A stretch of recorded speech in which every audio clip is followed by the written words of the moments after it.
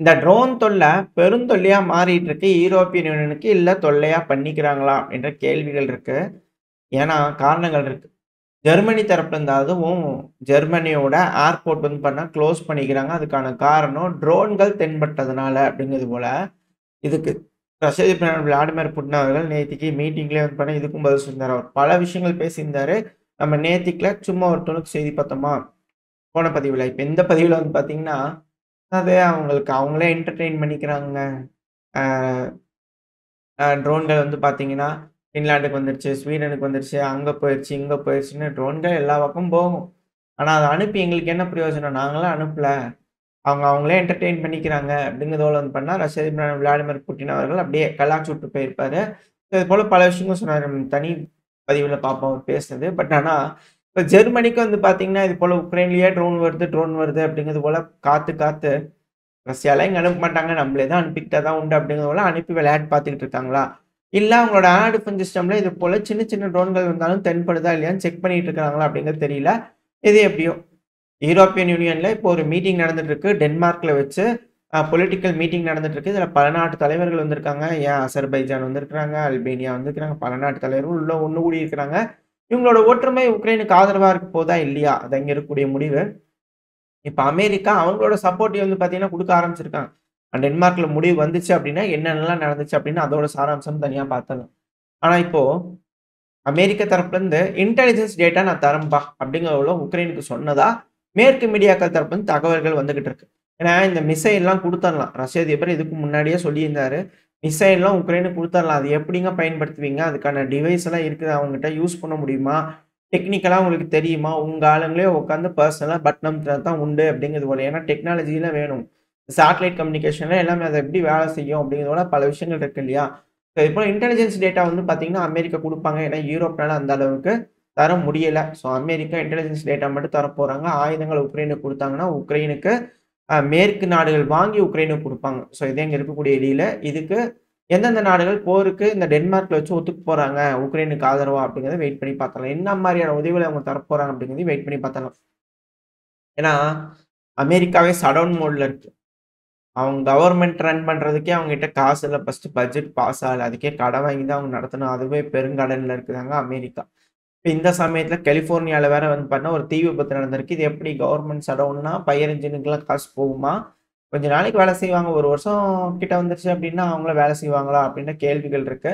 நாடே சுடுகாடா மாறும் அப்படிங்கிற மாற்று கருத்து இல்ல. கொஞ்ச நாள் இப்படியே போயிட்டே இருந்ததுன்னா, ஏன்னா பல நபர்களுக்கு சம்பளம் இருக்காது. கவர்ன்மென்ட் எம்ப்ளாயீஸ்லாம் வந்து பார்த்தீங்கன்னா, கவர்ன்மென்ட் எம்ப்ளாயீஸ் அப்படிங்கிறவங்க போல இருந்திருப்பாங்க. மாசம் பொறந்தா சம்பளம் வரும் அப்படிங்கிறது போல இருந்திருப்பாங்க. இப்ப சம்பளம் இல்லாட்டி அவங்க எப்படி வாழ்வாதாரத்துக்கு என்ன பண்ணுவாங்க? எத்தன நாளைக்கு அவங்க சேமிப்பு பணம் வந்துரும் அப்படிங்கிற கேள்விகள் இருக்கு இல்லையா? அதெல்லாம் பார்ப்போம். அந்த சேமிப்பு பணம் இல்ல, சாப்பிடுறதுக்கு எல்லாம் ஏதாவது செய்யணும் இல்லையா? என்ன நடக்க போகுது அப்படிங்கிறது தெரியல. ஏதோ ஒரு எண்ணம் வச்சிருப்பாங்க. என்ன நடக்க போகுதுன்னு பார்ப்போம். ஆனா இது போல ஒரு தீ விபத்து செவரான் ரிஃபைனரில வந்து பார்த்தீங்கன்னா நடந்திருக்கு. இது எதுக்கு எப்படி அணைக்கிறாங்க? என்ன மாரி ஆக்ஷன் நடக்க போகுது அப்படிங்கலாம் வெயிட் பண்ணி பார்த்தலாம். ஏன்னா இதுக்கு பின்னாடி ஏதாவது சபோட்டாஜ் கும்பல் நடந்துருச்சா? இத வேற யாராவது கை காட்டிருவாங்களா? அப்படின்ற கேள்விகள் இருக்கு. வெயிட் பண்ணி பார்ப்போம். ஏன்னா அமெரிக்கால எது நடந்தாலும் பதட்டங்கள் அதிகமா இருக்கு இல்லையா? உலகத்துக்கே பதட்டம் தான்.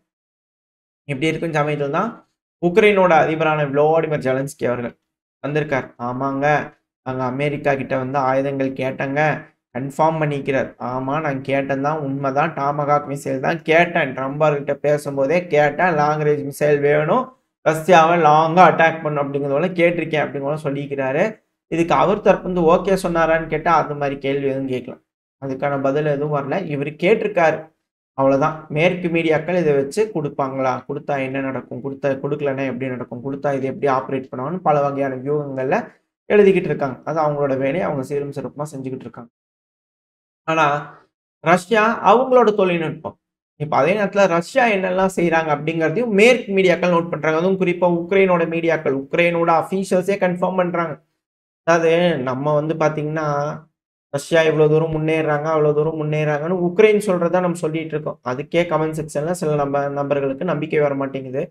அது நம்ம எடுக்கக்கூடிய சோர்ஸ் உக்ரைனோட மீடியா, உக்ரைன்ஸ்கா ப்ராவிடா இருக்கிறாங்க இல்லையா? அவங்களுக்கு நோபல் பிரைஸே குடுக்குறாங்க. புரியுதுங்களா? உக்ரைனு நோபல் பிரைஸுக்கே அவங்களுக்கு ரெக்கமெண்டேஷன் பண்ணி வாங்கி தராங்கன்னா, எப்பேர்ப்பட்ட ஒரு மீடியா உக்ரைனுக்கு ஃபேவரா இருக்கக்கூடிய மீடியா. அவங்க சொல்றத நம்ம எடுத்து பேசுறோம். ஆனாலும் நம்பிக்கை வர மாட்டேங்குது. இருந்தாலும் பரவால்ல. ரஷ்யா அவங்க தான் இந்த மீடியா தான் வந்து பண்ண இதையும் போட்டிருக்காங்க. என்னன்னா ரஷ்யா இருக்கிறாங்க இல்லையா? மாடிஃபை பண்ணிடுறாங்க. அவங்களோட இஸ்காந்தர் எம்ஸ் ரக சிஸ்டம் வந்து பார்த்தீங்கன்னா மாடிஃபை பண்ணிடுறாங்க பாலிஸ்டிக் மிசைல். அதோட ரேஞ்ச் 500 வரைக்கும் வந்து பார்த்தீங்கன்னா பண்ணிக்கிறாங்க. அது மட்டும் இல்லாம ஏர் லான்ச்டு கின்சால் மிசைல் இருக்கு இல்லையா? இந்த ஹைப்பர்சோனிக் மிசைல். ஸோ அதோட ரேஞ்ச் இன்கிரீஸ் பண்ணிக்கிறாங்க. 480 கிலோமீட்டர்லாம் வந்து பண்ணா சர்வசாதாரணமா வருது. அதுவும் இந்த மிசைல்கள் பாலிஸ்டிக் மிசைல், இந்த ஏர் லான்ச்டு மிசைல்லாம் வந்து பண்ணா அப்படியே ஸ்வைங்ன்னு வளைஞ்சு வளைஞ்சு போகுது. ட்ரெஜெக்டரி எல்லாம் மாத்தி மாத்தி வருது. இதனால வந்து பார்த்தீங்கன்னா பேட்ரியாட் ஏர் டிஃபென்ஸ் சிஸ்டமே கன்ஃப்யூஸ் ஆயிருது. இது ஒரு கேம் சேஞ்சிங் மூவ்மெண்ட்டா ரஷ்யாக்கு மாறிட்டு வருது அப்படிங்கிறது போல உக்ரைன் தரப்புன்னு சொல்லிட்டு இருக்கிறாங்க. அதனால தான் அதுவும் ஃபீஃபா லொதக்குன்னு வந்து அப்படியே மண்டை மேல விழுகுது அப்படிங்கிறத போல உக்ரைன் தரப்புன்னு சொல்லிட்டு இருக்காங்க. ஸோ ரஷ்யா அவங்களோட அட்வான்டேஜஸ்ங்கிறது ஆயுதம் அதிகமா இருக்கிறது, ட்ரோன் அதிகமா இருக்கிறது, ஆள் அதிகமா இருக்கிறது. பேட்ரியாட்டிக்கா வந்து பார்த்தீங்கன்னா ரஷ்ய வீரர்கள் வந்து சண்டை பிடிக்கிறாங்க.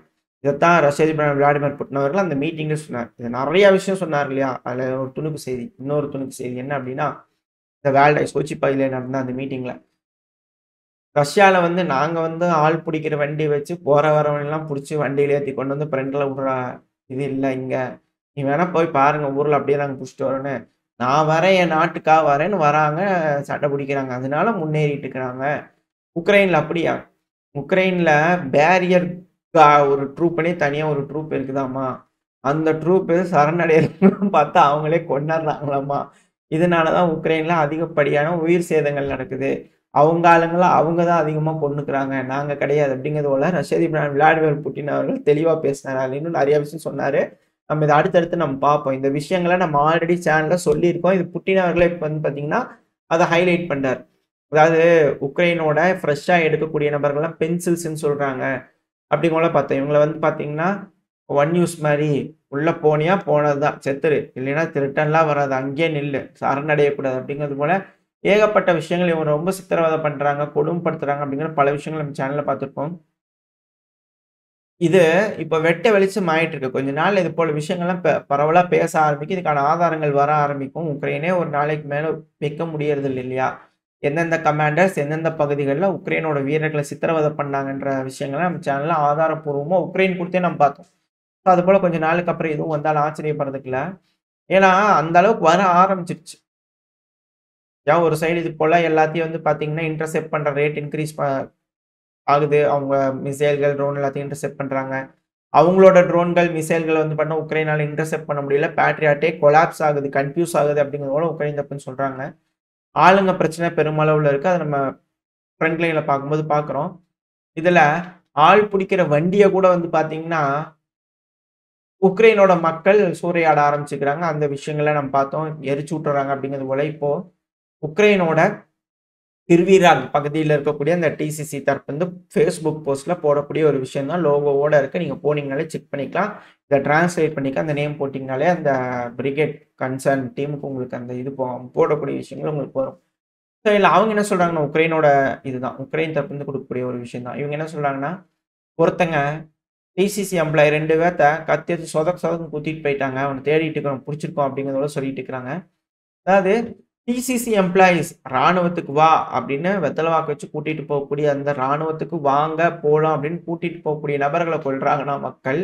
இப்ப எந்த அளவுக்கு ஆத்திரங்கள் பொதுமக்களுக்கு இருக்கும். ஸோ பொதுமக்கள் வந்து பாத்தீங்கன்னா விருப்பப்பட்டு ராணுவத்துக்கு வரல. வம்படையா புடிச்சிட்டு போறது உக்ரைன்ல தான். ரஷ்யால வந்து அந்த மாரி இல்ல. ஸோ அதனால ரஷ்ய அதிபர் விளாடிமிர் புட்டின் அவர்கள் இது போல சொல்றாரு. அவர் ஹைலைட் பண்ணி காட்டுறதுக்கான வேலிடேஷனான நியூஸ் உக்ரைனே தராங்க. ஸோ இது போல விஷயங்கள்லாம் உக்ரைன்ல நடந்துட்டு இருக்கு. ஸோ பார்ப்போம். வெயிட் பண்ணி பார்ப்போம். இன்னும் என்ன மாரியான விஷயங்கள்லாம் நடந்துச்சுன்னா, சில நபர்களுக்கு நம்பிக்கை வரும் அப்படிங்கிறத வெயிட் பண்ணி பார்த்தலாம். ஓரளவுக்கான தகவல்கள் இந்த பதிவுல பார்த்திருப்போம்னு நினைக்கிறேன். இதோட இந்த பதிவை நான் முடிச்சுக்கலாம். இந்த பதிவு எப்படி இருந்துச்சு உங்களுக்கு பிடிச்சிருக்கா?